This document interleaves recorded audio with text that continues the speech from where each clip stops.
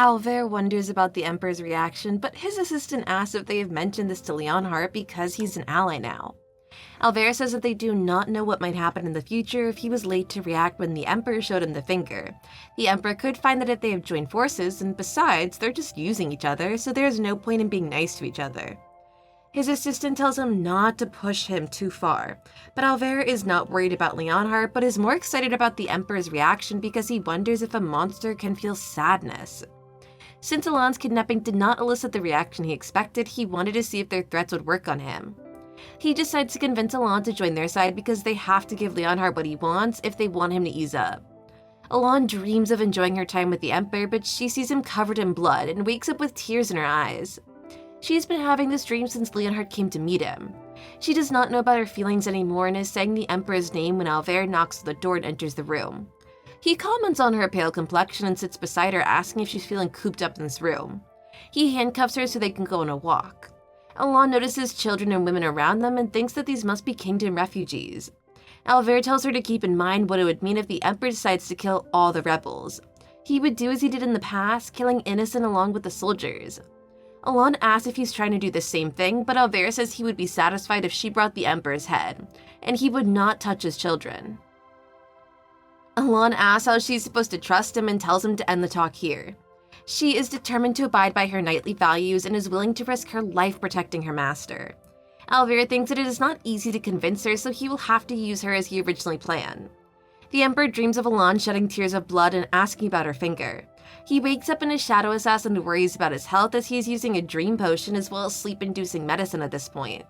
The Emperor tells him not to worry about him and asks about the search progress. They still haven't found anything, but another shadow assassin brings the box from last time. The Emperor opens the box and finds that this finger does not belong to Alon as well, but worries if they send the real one the next time. Leonhardt is angry at what Alver did, and twice at that. He has to return to the rebel base but has shadow assassins on his tail. He cannot even send carrier pigeons. He finds it ironic how he loves Alon and wants her to be safe, and he should have saved Alon, but chose to take revenge on the Emperor. A servant brings him a change of clothes with a hidden letter inside of them. The rebels contact him first and he finds that Alon is safe, so even if he hates his contradictory actions, even if Alon comes to hate him, he needs to have his vengeance and make Alon belong to him. The aristocrats gossip about the Emperor's health, how he seems very tired and looks vicious like in the old days. A servant comes to Marquise Rayon and tells him that Leonhardt wants to see him. Marquise Rayon thinks that aristocrats are waiting for the Emperor's power to weaken, so they're going to join hands with the House Crescent to put them in the forefront. Leonhardt flaps the documents in front of him and asks him to take a look at them. Marquise Rayon looks shocked after looking at them and asks how he got them. Leonhardt tells him that it would be difficult for the Marquise if his corruption got out. Marquise Rayon asks him the reason to threaten him when they only meet to discuss how to take down the Emperor. Leonhardt tells him that this is not a threat, but insurance in case something happens to him. Marquise Rayon asks what he wants, and Leonhardt asks if he's been able to gather people for their cause. When the Marquise tells him that he's convinced as many people as possible, Leonhardt asks about the military strength. Marquise thinks it's too early to be thinking about that, but Leon says it's the perfect time, and tells him about the rebels. The Marquise shouts after knowing that he has joined hands with the rebels, but Leonhardt tells him to quiet down, and not to raise his voice against him. Marquise Rayon gets the chills and he apologizes for his rudeness. He says that the rebels may have the same goal, but they have different motives, but Leonhardt tells him that he's just using the rebels. Marquise Rayon is still not convinced because he thinks that the rebels will hold a grudge against them and they despise everything about their nation. Leonhardt tells him that once they have dealt with the Emperor, they will get rid of the rebels as well. Marquis asks if that's possible and Leonhardt smirks, saying that he would not have proposed it if it was not possible. Marquise Rayon says that it is easier said than done because they will have to deal with Shadow Assassins and the Imperial Knights. Leonhardt reminds him of his position and tells him that he will scatter the Knights so they cannot defend the Emperor. He tells the Marquise about his part in the plan and he agrees. The Marquise thinks that Leon is like a viper. Alon is still handcuffed and thinks that since her injuries have healed, Alver to keep his guard against her. She thinks that the Emperor cannot find her now, but finds her when she wants to stay hidden. She no longer has to wait for the Emperor because her injuries are healed and the rebels can do anything to her. She plans to use the chance when they bring her food. When the guard enters the room, he finds Alon sleeping, so he decides to leave the tray on the table and complains about how they have to take care of her because she's a special hostage, while behind him, Elan gets up and uses the chains of the handcuffs to choke him. The man falls down and she takes care of the guard outside the door the same way. She's planning on running away, but Alver arrives and praises her for her talent, saying that he thought she was being quiet, but she was waiting for a chance to pounce. She finds that he's alone and attacks him, but Alver wields his dagger and she still catches him with her chain. She plans to snatch the dagger from him, but he pulls her toward him and whispers in her ear that she's a lot weaker now. Elan attacks back and gets on top of him, telling that she is not weak since he could not even stab her with the dagger. Alver tells her that if she hurts her, the alliance with Leonhardt will be completely over. He holds him by the neck using the chain and decides to use him as a hostage, even though Alver tells her that it's not going to work. She takes him to his assistant and tells him that she will kill Alver if he tries to move. The assistant tells her to let Alver go and return to the room. Elan does not get threatened since she has Alver in her hands. Alver keeps smiling, telling her that she is so scary. He orders his assistant to do what he ordered him before, so his assistant tells him that he will abandon him if necessary. Elan thinks that even if those were the orders, he would not abandon his master so easily. Alver says that she might think it's a bluff, but she should know that a servant will obey his master's orders since she was a knight once. Elan cannot believe that he will smile at a time like this, and a man enters the room. The assistant tells him to close the door, but Elan stabs Alver. She leaves him and runs away while pursuers behind her. She keeps running, but a man throws her on the ground and starts hitting her with his foot. Alver tells him to stop as she's to be used as a hostage so they cannot hurt her too much. He asks for a sword and says that he just needs to do something important. He places this sword near Elan and tells her that she is still their precious hostage, so he will not do something too harsh. The Emperor watches the children sleeping and smiles. Malika tells him that they are still anxious because Elan is still missing, but they are staying strong and doing their studies. When the Emperor stumbles, Malika shouts in worry, but the Emperor tells her to stay quiet or the children will wake up. Malika suggests that he take some rest, but he tells her to not worry, and a shadow assassin brings him a box.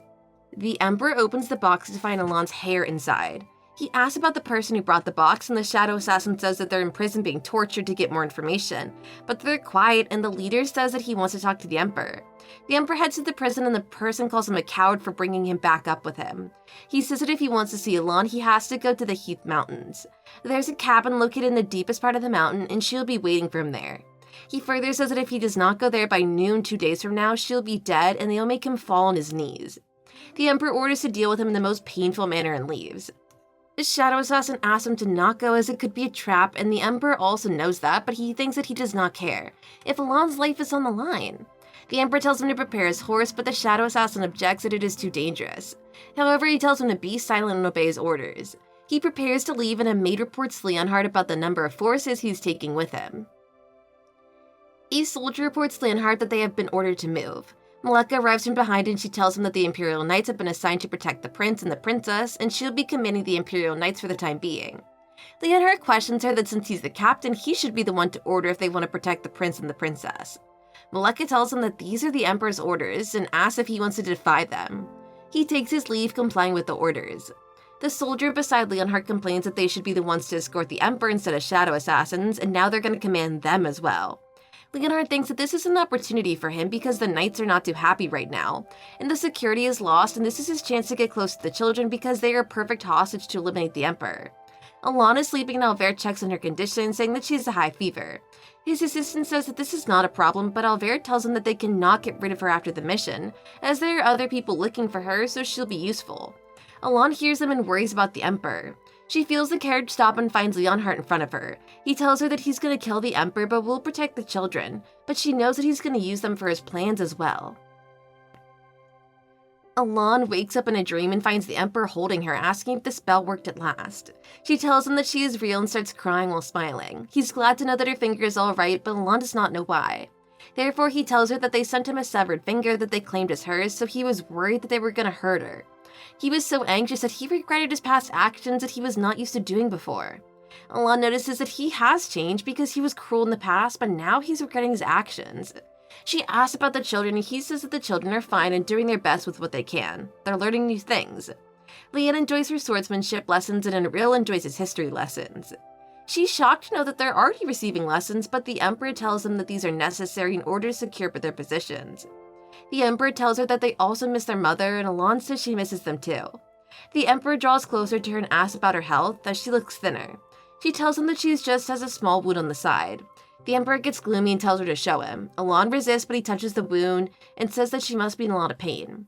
Alon tells him that this is nothing because she used to be a knight. The Emperor finds it hard to believe after looking at the wound, but he's glad that it is healed. She tells him that the rebels treated it for her and the Emperor finds it surprising. He tells her to wait a little longer because he will save her soon. She tells him if he does not hurry, she will escape by herself. She gets a shock and tells him that they're trying to wake her, so she'll be pulled awake from the dream.